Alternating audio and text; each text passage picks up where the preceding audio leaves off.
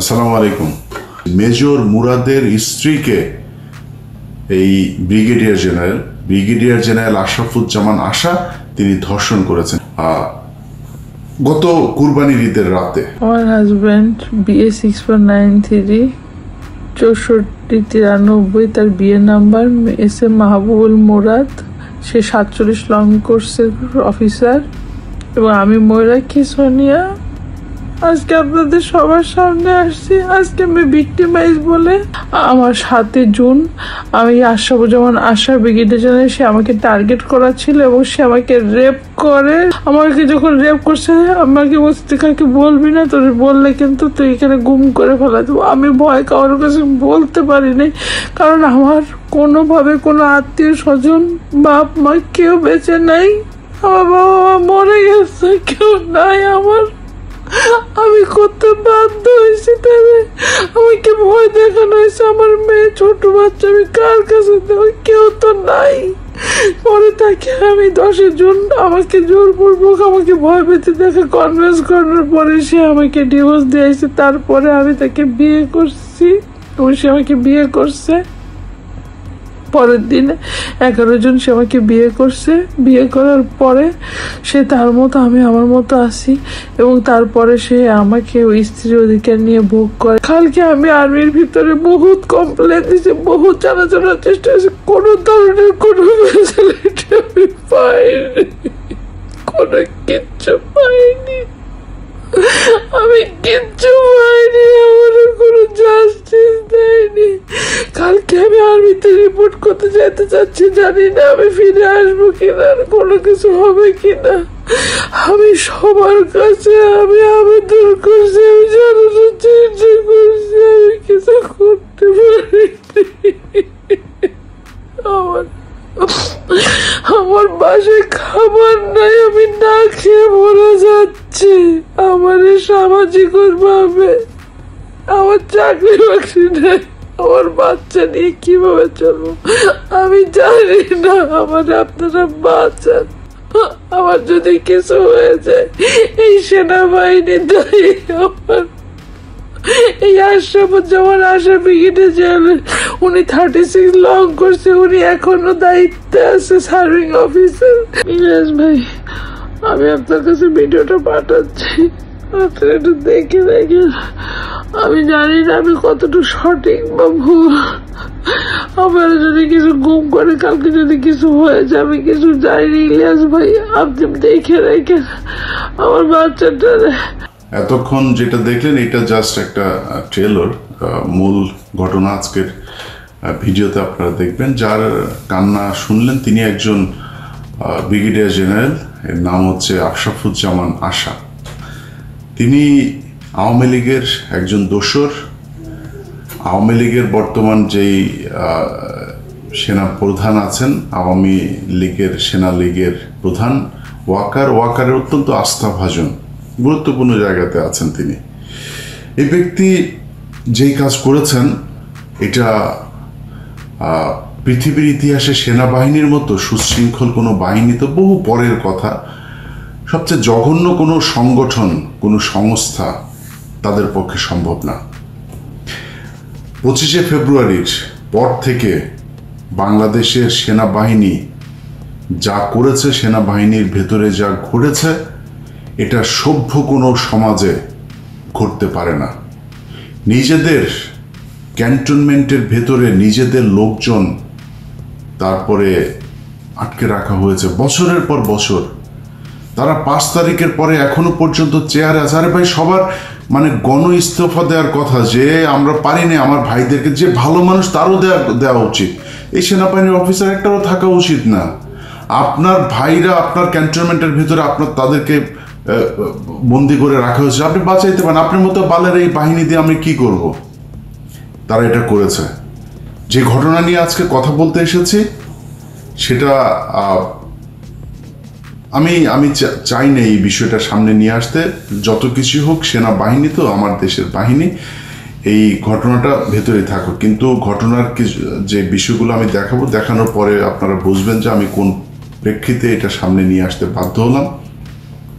বিষয় হচ্ছে major Murad.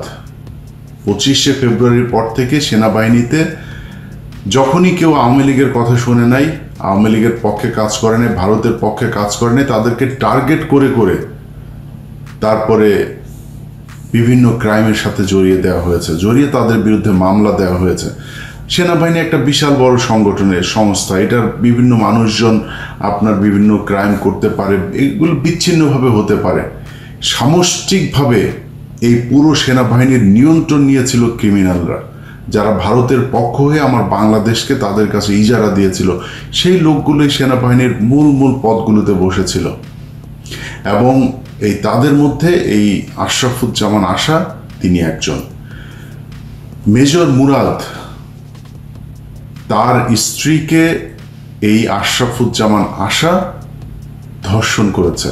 Major মুরাদকে গ্রেফতার দেখানো হয় একটা মেঘনা গ্রুপের একজন এমপ্লয়ি, তিনি আবার আওয়ামী লীগেরও একজন নেতা। তার বাসাতে ডাকাতি করতে গিয়েছিলেন। তো ডাকাতি করতে যাওয়ার পরে তিনি ধরা পড়েছেন, তারপরে তার বিরুদ্ধে মামলা হয়েছে, জেলখানায় গিয়েছেন। এই যে মামলাটা হলো, জেলখানায় গেলে আমরা কোনো তথ্য প্রমাণ কোনো কিছুই দেখি নাই, তিনি জেলে চলে গিয়েছেন। এর আগেও কোনো 25 তারিখের পর থেকে এই পর্যন্ত অনেক সেনাবাহিনীর অফিসার গুম হয়েছেন, খুন হয়েছেন, হদিস নাই। মেজর জিয়া, যিনি প্রচণ্ড চৌকস একজন মেধাবী দেশপ্রেমিক অফিসার, খবর নাই কোথায় আছেন। তার এখন সরকার যে তাকে সহায়তা করবে সেটাও করছেন। আমি নিজে কয়েকটা দপ্তরে এটা নিয়ে ফাইল ফরওয়ার্ড করেছি, কোনো খবর নাই। মনে হয় যেন তারা তাদের মেজর জিয়াদেরকে তাদের দরকার নাই, এরকম একটা ভাব নিয়ে বসে আছেন। তো এই লেভেলের অনেক অফিসারকে তারা মানে এই বলির পাঠা বানিয়েছেন। এই ব্যক্তিকে জেলখানায় পাঠানো হয়েছে। জেলখানায় পাঠানোর পরে তার স্ত্রী সৎ অফিসার একজন, মানে একজন কোনো ধরনের ধান্দা পানি কোনো কিছুতে জানেন, যেহেতু আওয়ামী লীগের পক্ষে কাজ করে নেই, টাকা পয়সা তো কামাইতে পারে নাই, তিনার নুনান্তে পান্তা ফুরনো অবস্থা। ঢাকা শহরে ছিল, যা বেতন পেয়েছে সেটা দিয়ে সংসার চলেছে, পরিবার নিয়ে ছিল, বাচ্চা ছিল। তো এই মহিলা যখন হাজবেন্ড জেলে যায়, যাওয়ার পরে তার অবস্থা খুব খারাপ। তাকে থ্রেট করা হয়, আলটিমেটাম দেওয়া হয় যে 25 দিনের মধ্যে আপনাকে বাসা ছাড়তে হবে। তো ছাড়তে বলার পরে সে কোথায় গিয়ে উঠবে, কি করবে? একজন আসেন তার কাছে, একজন মানে ত্রাণকর্তা হয়ে, যে তোমার কিচ্ছু হবে না, তুমি আমার এলাকার বোন, তোমার এই ভাই থাকতে তোমাকে কেউ এখান থেকে উচ্ছেদ করতে পারবে না, সরাতে পারবে না। তিনি হচ্ছেন এই আশরাফুজ্জামান আশা। এসে বলার পরে তিনি আশ্বস্ত হলেন, সেনাবাহিনীর গাড়িতে করে তাকে তার স্বামীর সাথে জেলখানায় দেখা করতে যাওয়ার ব্যবস্থা করে দেওয়া হয়েছে, নানান ধরনের সুযোগ সুবিধা। ভাই হিসাবে এসছেন বোনের কাছে। কুরবানির ঈদের রাতে তার বাড়িতে এসেছেন, কুরবানির ঈদের ঠিক আগ মুহূর্তে তাকে কিছু টাকা পয়সাও তিনি দিয়ে এসছেন, কি নিয়ে আছেন, কিভাবে থাকছেন খাচ্ছেন দিয়ে এসছেন, বাজার টাজার করেছে। ঈদের রাতে আবার এসে খোঁজ নিতে, খাওয়া দাওয়া করছে কিনা, কুরবানির মাংস টাংস খেলো কিনা, এর বলে রান্না টান্না হয়েছে কিনা, বাসায় বোন ঠিক আছো কিনা, হ্যাঁ জি ভাই ঠিক আছি, দাও খাবার দাও, কি রান্না করছো দেখি। খেতে বসছে, খেতে বসার পরে গরুর মাংস টাংস দিয়েছে। তারপরে কোথায় থাকো, কোথাও আমার বোনটা কই থাকে, ঘরের ভিতরে দেখি ঘরের কি অবস্থা। ঘরের ভিতরে ঢুকেছে, মেহমান ঢুকেছে, ভাই তো ভেতরে, তার সাথে সাথে বোনও ঢুকেছে, এই তো এই রুম আমার বাড়ি, এই আর কি। হঠাৎ করে ঝাপটে ধরে তাকে ধর্ষণের চেষ্টা করে। ধর্ষণের চেষ্টা করার পরে এক পর্যায়ে তার শরীরের কাপড় টাপড় সব কিছু খুলে ফেলে এবং ঠিক মানে মাঝামাঝি একটা অবস্থাতেই তার মেয়ে ছিল ওই রুমে, মহিলার চিল্লাপাল্লা শুনে তারপরে তার মেয়ে ওই রুম থেকে আসে।